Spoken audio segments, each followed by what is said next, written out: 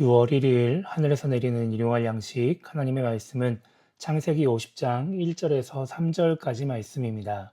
요셉이 그의 아버지 얼굴에 굽으려 울며 입 맞추고 그 수종드는 의원에게 명하여 아버지의 몸을 향으로 처리하게 하매 의원이 이스라엘에게 그대로 하되 40일이 걸렸으니 향으로 처리하는 데는 이 날수가 걸림이며 애굽 사람들은 70일 동안 그를 위하여 곡하였더라.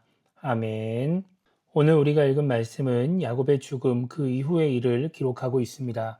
창세기 49장의 마지막 33절에는 야곱의 죽음이 기록되어 있습니다. 요셉은 이 야곱의 죽음 이후에 애굽의 방식으로 야곱의 장례를 치릅니다.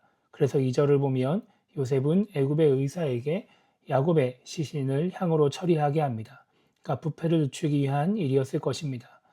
이 시간은 40일이 걸렸는데 이것은 애굽의 방식으로 처리를 했기 때문에 그렇습니다. 그리고 3절을 보면 야곱의 자손들뿐만 아니라 애굽 사람들도 70일 동안 야곱을 애도했다고 말씀하고 있습니다.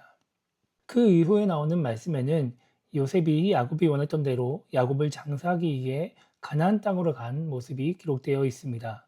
7절부터 9절까지 말씀을 보면 이때 요셉과 함께 올라간 사람들이 나오는데 바로의 모든 신하, 또 원로들, 야곱의 자손들, 그리고 병거와 기병이 함께 갔다고 성경이 말씀하고 있습니다. 그리고 성경에는 그때가 심히 컸다고 기록되어 있습니다.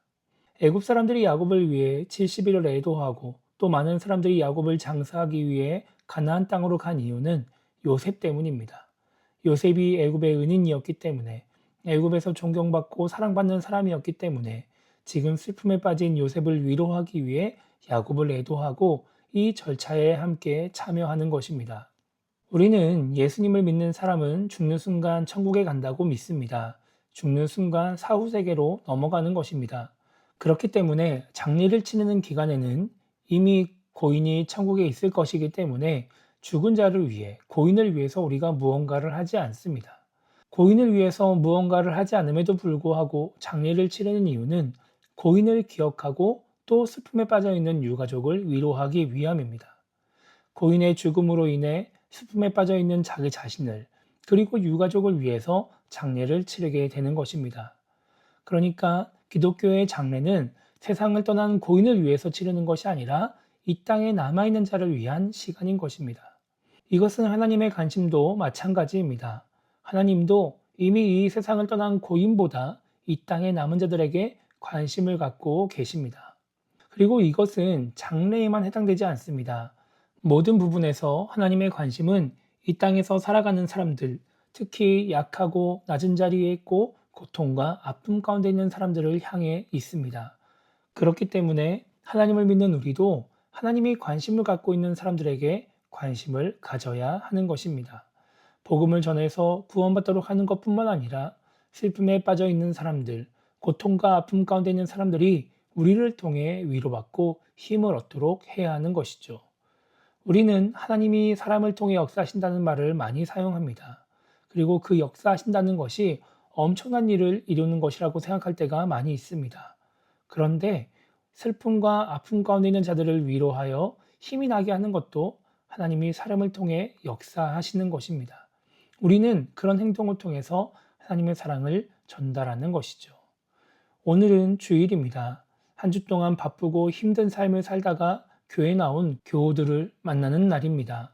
그들이 교회에 와서 예배만 드리고 하나님의 은혜를 경험하는 것뿐만 아니라 우리의 환대와 또 우리와의 교제를 통해 위로받고 힘을 얻는다면 얼마나 좋은 일이 될까요?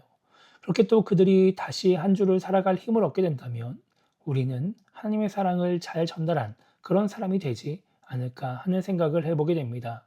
그래서 오늘 하루를 시작하며 우리가 이렇게 기도했으면 좋겠습니다. 우리도 하나님이 관심을 갖고 있는 사람들에게 관심을 가질 수 있게 해달라고 기도했으면 좋겠고요. 우리를 통해 힘들고 어려운 사람들, 슬픔과 아픔 가운데 있는 사람들이 위로를 받고 힘을 얻을 수 있게 해달라고 기도했으면 좋겠습니다.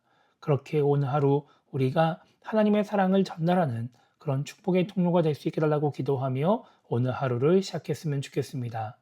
그렇게 힘들고 어려운 사람들이 슬픔과 아픔 가운데 있는 사람들이 우리의 말과 행동을 통해 위로받고 힘을 얻음으로 말미암아 하나님의 사랑을 전하는 통로로 귀하게 쓰임받게 되기를 주님의 이름으로 축복합니다.